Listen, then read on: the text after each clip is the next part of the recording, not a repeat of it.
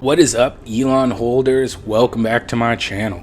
I'm back at you with an update on the Dogelon Mars token, and we know that is gonna be none other than ticker symbol Elon. Gotta let you know, I am not a financial advisor. Nothing I say is ever financial advice. Just giving you my opinion, breaking down the Dogelon Mars universe and packaging it into nice, neat videos for your viewing pleasure. So definitely do drop a big like on this video if you find it helpful. And also do consider subscribing to stay up to date on cryptocurrency news, all things Dogelon Mars, and even win some amazing NFTs in the process. All you have to do is be subscribed, comment on my appropriate video. I actually just did a video yesterday. If you haven't watched that, go check out my last video, comment on that, and you will be entered to win one of my NFTs. I also do have a link in the description and offer a special role to those who join my Discord and are a holder of my NFTs. So check that out if you are interested. Links in the description. Let's jump into the video. Looks like right now we are currently 146. Market cap looking at about 138 million, 6.32% down on the day, and 3.2 million in total volume for the last 24 hours, which is insanely low. I don't think I've ever seen it that low before. It's just a sign of the times that we are in right now. Stay tuned. I have a lot of information on what's going on in the crypto market at the moment, but first let's get into some information. Let's take a look at our holder count. That does continue to increase. So despite the low volume, we do have 137,863 holders. So people are still getting in. The price might just be that low that the volume doesn't reflect that. That's my opinion on that. I think that's just what it is. There's still people getting in there, increasing. 18% of people in the money right now, and it is increasing. So looking very nice. Concentration is looking very nice. Does look like we are holding, the big holders are holding their bags, which is very awesome to see in my opinion. Now I want to show you guys a little trick that I do use as well to find out where we are headed, which blockchains that our project happens to be on. So if we go right over here to this contract right here, we will copy that contract, and then I usually head on over to blockscan.com, and what you can do is you can enter that information right there. This also works with your wallets as well if you ever want to know which DeFi apps you have been using. And it does show that we are pinging on Etherscan, BSC Scan, Polyscan, Hiko Info, FTM Scan, Snowtrace, Chronoscan, Ropsten Testnet, Coven Testnet, Rinkiby Testnet, Goerli Testnet. These are all Ethereum testnets here that we are on, and so we do notice that we have that Binance Smart Chain, and we are ready to be listed on pretty major platforms right now. So a lot is going on with the project despite the market being down. If we head on over to Investor Observer, I want to show you guys this score. It does looks like we do have a 34 on the short term and a 48 on the long term, and in this market right now, that is definitely not surprising. I mean, we definitely may see some further downside in the future, but this is a great time to accumulate and diversify. If you are not diversified, I highly encourage it. I'd like to bring with transparency, I actually was working on this yesterday. This right here is everything that I hold right now, and I will continue to add on to this as I progress, because I actually plan to add a lot more. But yeah, I'm definitely into crypto. If Dogelon Mars is not my only position, I do have a position in all of these projects right here. I am in pretty much everything that I believe in, and a few that I haven't been able to actually have time to do research on, and I don't want to just jump in. But we have a lot of news as well, so I don't want to hold you up on that. Drop it in the comments below if you want me to do a breakdown of my portfolio, why I have invested in these, why I believe in them. Drop that in the comments, because if I get enough feedback on that, then I will do another video for you guys. I just don't know how well you guys would want to even see that. So yeah, definitely drop a comment. I will get back to that very soon. Now, we did get an article from it looks like K-Line Media New Zealand. They did an article on Elon. Very nice. They had a lot of nice things to say about us, so very, very cool. Looks like Elon Musk said that he would keep supporting cryptocurrencies, and I did bring that in a video a few days back.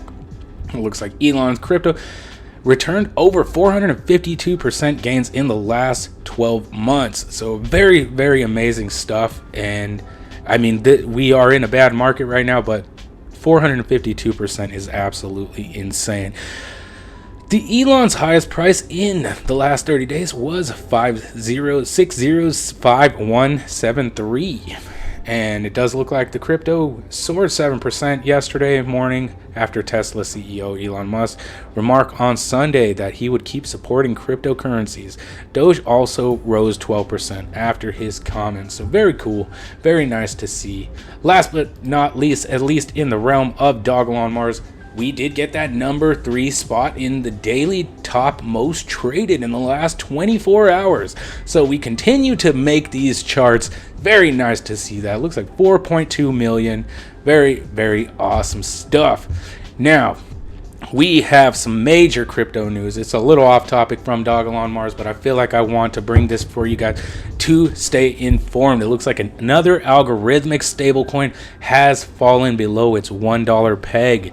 But experts say it's not Terra 2.0. So let's find out who it was. I know they are on the subject of algorithmic stablecoins and stablecoins in general. They are writing legislation right now. We do have 2 senators that are making legislation for regulating stablecoins in particular because of this reason. So I want to get this out, let you guys know what's going on. It looks like USDD, a so-called algorithmic stablecoin that meant to always be worth $1, plunged to a low as 93 cents on Sunday.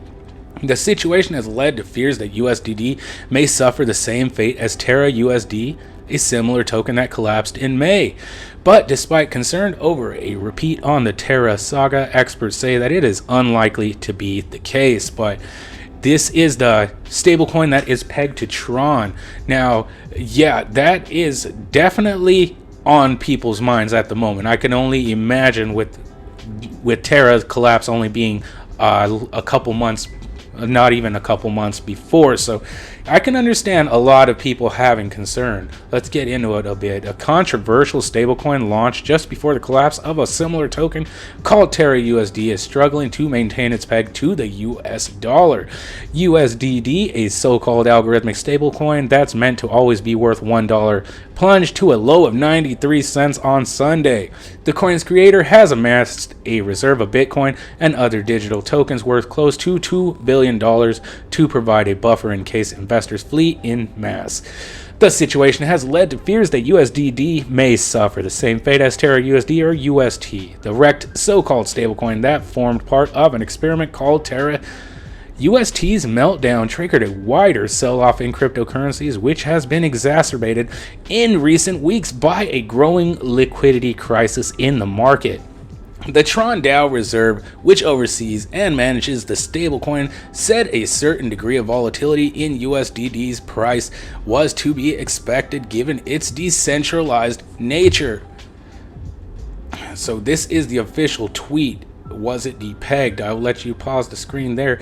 But basically, we're dealing with another possible collapse, very much similar to Luna. This is exactly the same style of project where the token is pegged in order to make a stablecoin and is burned and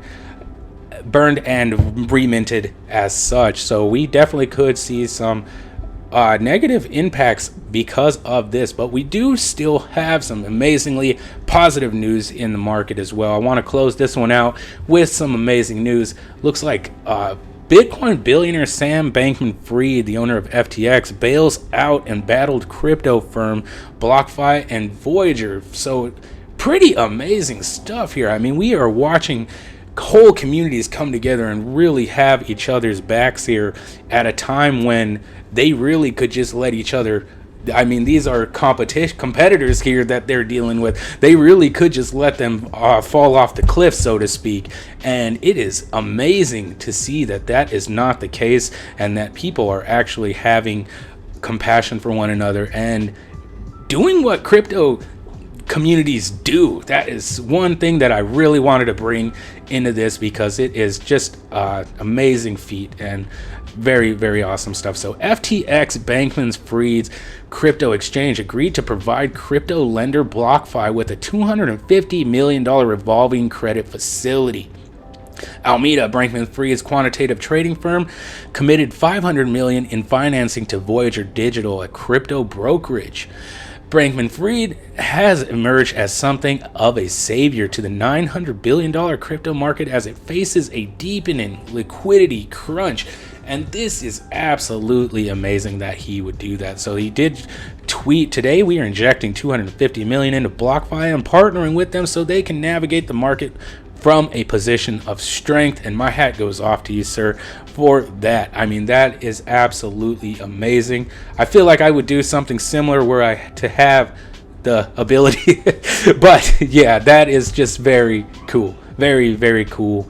Helping them so they don't have to lay off so much of their staff, and actually they don't have to crumble in this economy. We do know there's a lot of hedge funds, a lot of players that are playing with leverage right now that are finding out the hard way that may not have been a wise decision. Definitely taking loans out against a volatile asset is definitely going to have underlying set of risk involved. So I would highly discourage anybody who is out there wanting to do that, to definitely do your research to check that kind of stuff out.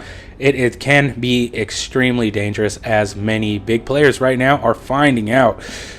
So thank you guys very much for tuning in. I hope you guys found today's episode helpful, and I will catch you in the next one.